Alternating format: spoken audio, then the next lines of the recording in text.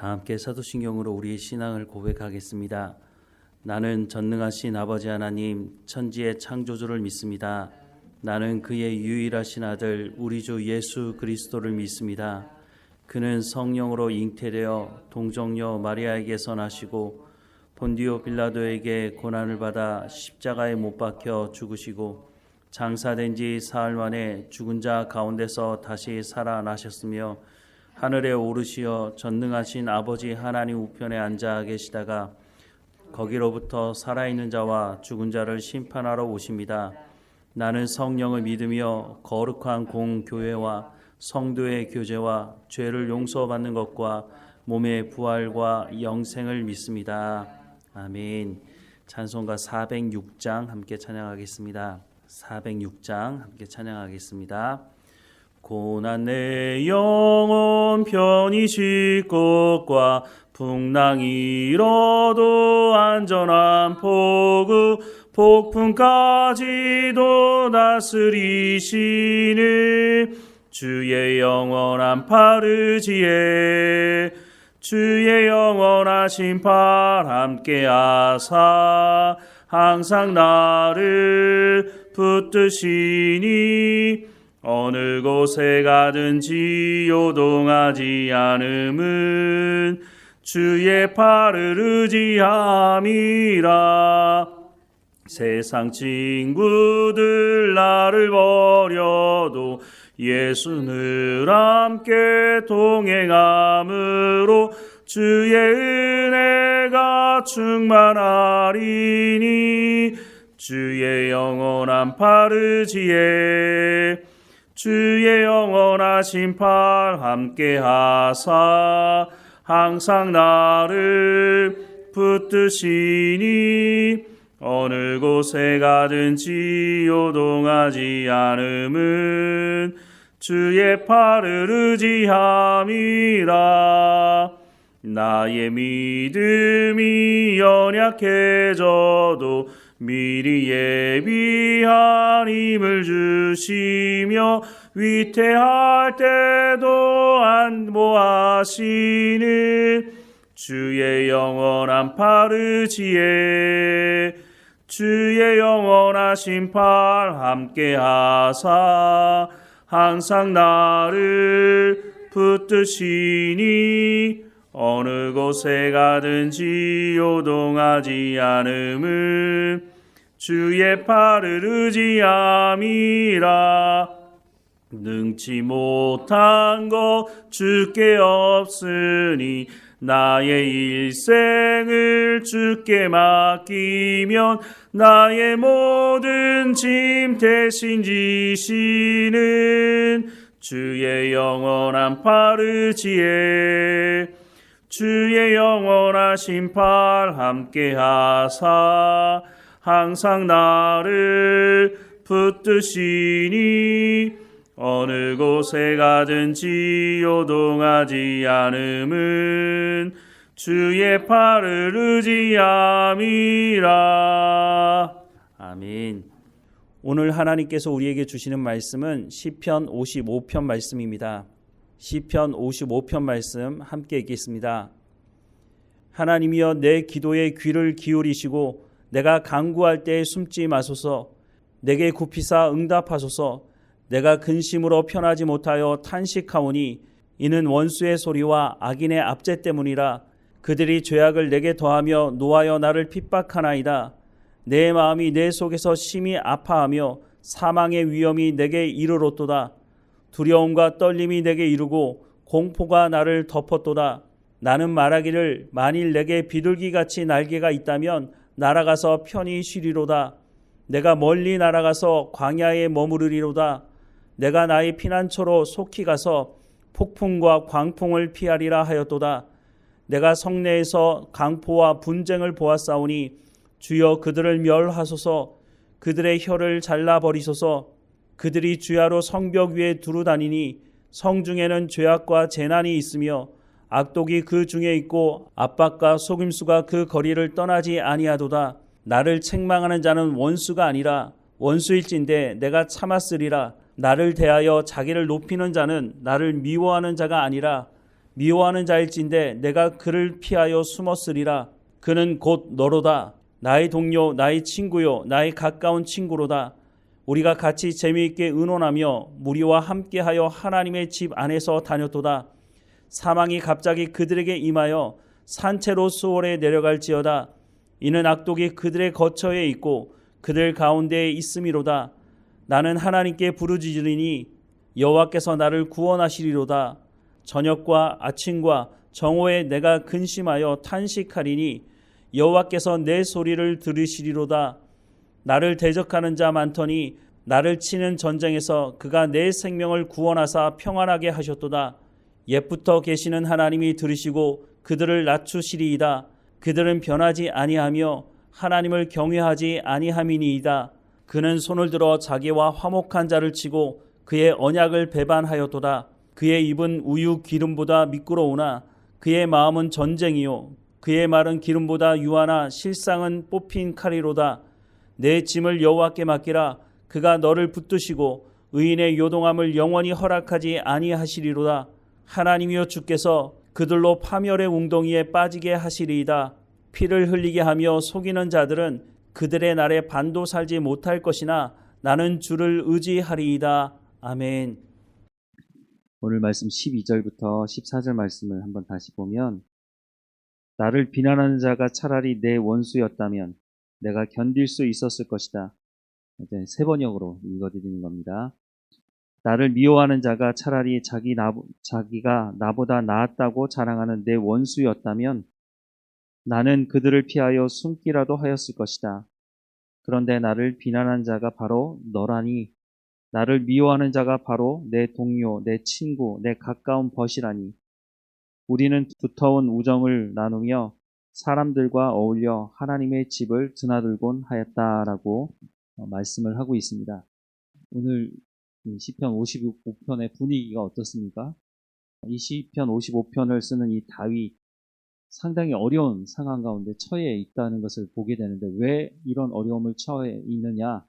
그것이 내 가장 가까운 사람들이 그럴 줄 몰랐다. 이런 내용을 가지고 있습니다.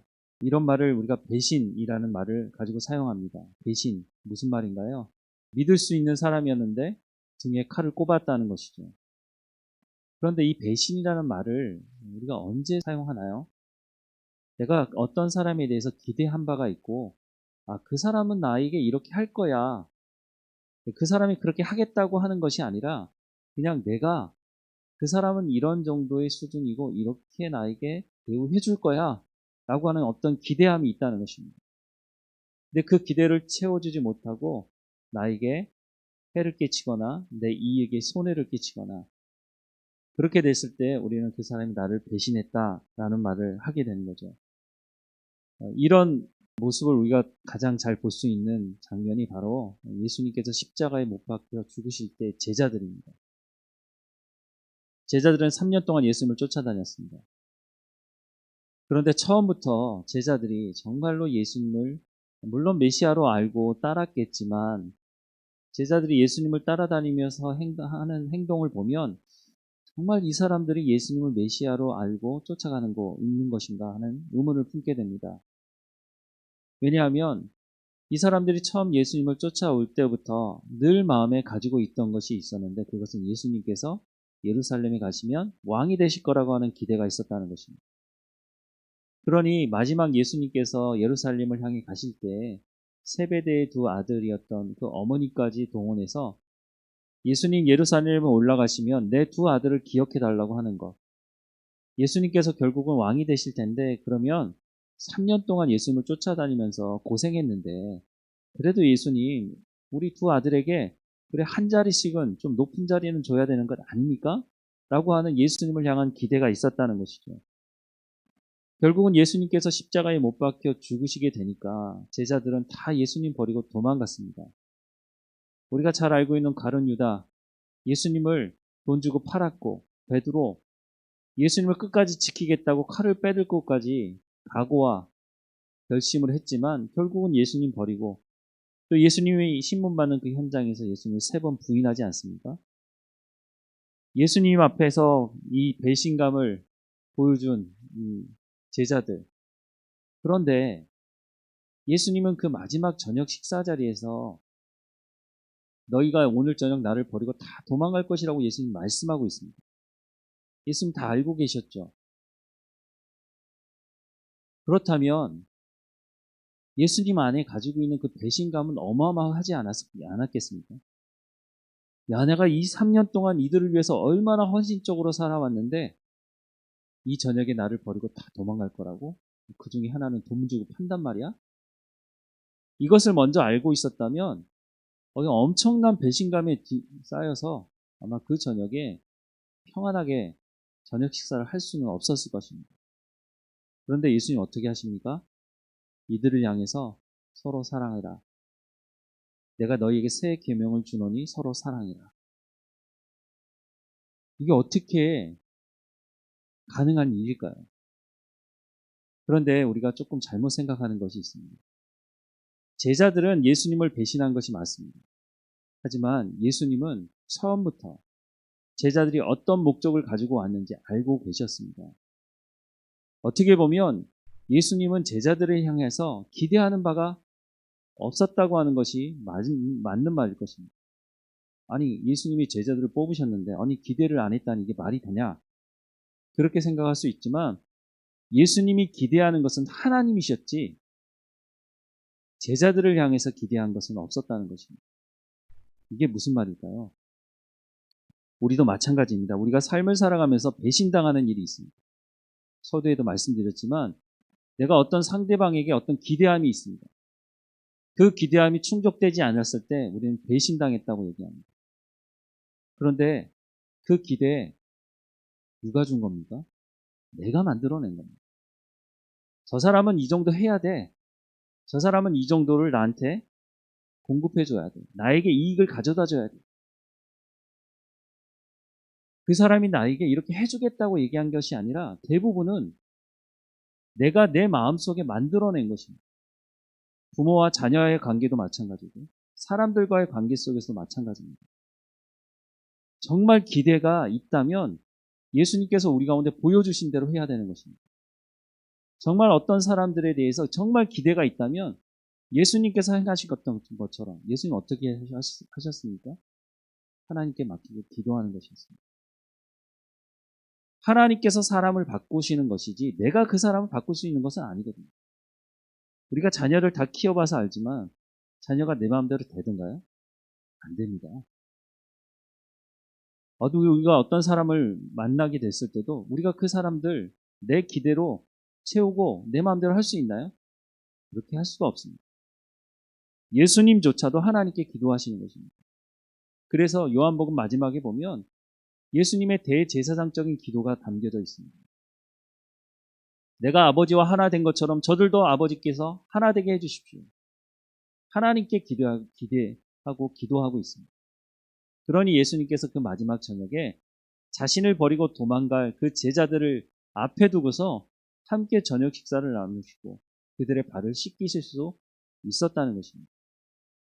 오늘 본문에도 보면 어떻게 이룰 수 있느냐?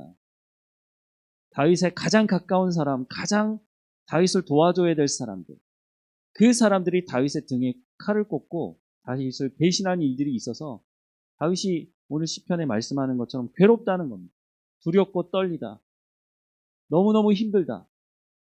이렇게 말하고 있습니다. 이게 우리의 현실이죠.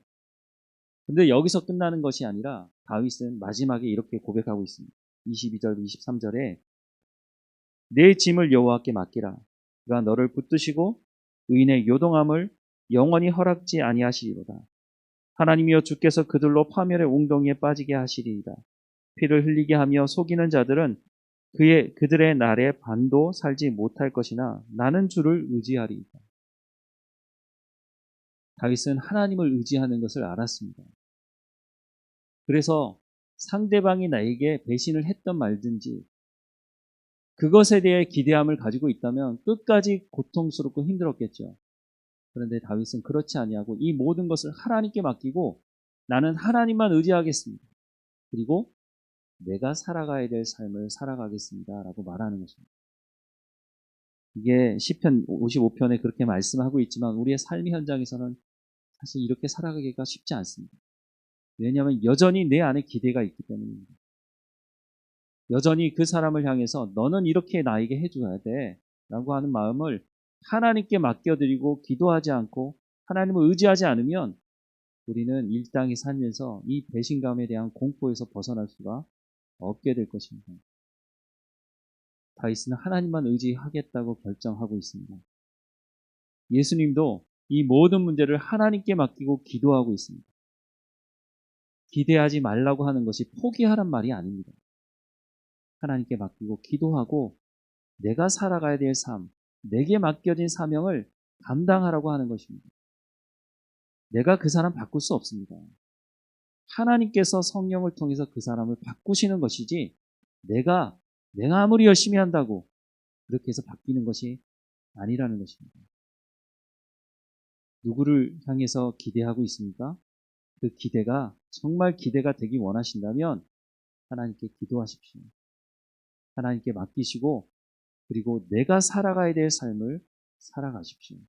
하나님께서 내 가운데 말씀하시는 그 삶을 살아갈 때에 하나님께서 정말 기대가 무엇인지, 정말 만족함이 무엇인지 하나님께서 보여 주실 것이라고 하는 것입니다. 쉬운 주제도 아니고 쉬운 문제도 아닙니다. 하지만 그것이 내 마음의 욕심과 탐욕으로부터 시작했다는 것, 그것은 반드시 끊어내야 하는 것입니다. 그렇지 않으면 우리는 배신감으로부터, 이 배신의 공포로부터 우리가 벗어나는 것은 쉽지 않을 것입니다. 하나님은 우리가 그런 공포에 휩쓸려 살아가기를 원하지 않으십니다. 그래서 하나님께 맡기라는 것입니다. 하나님께서 이 문제를 해결하실 것입니다. 하나님께서 우리 가운데 베푸시는 은혜가 우리 가운데 차고 넘치기를 간절히 소망합니다. 기도하겠습니다.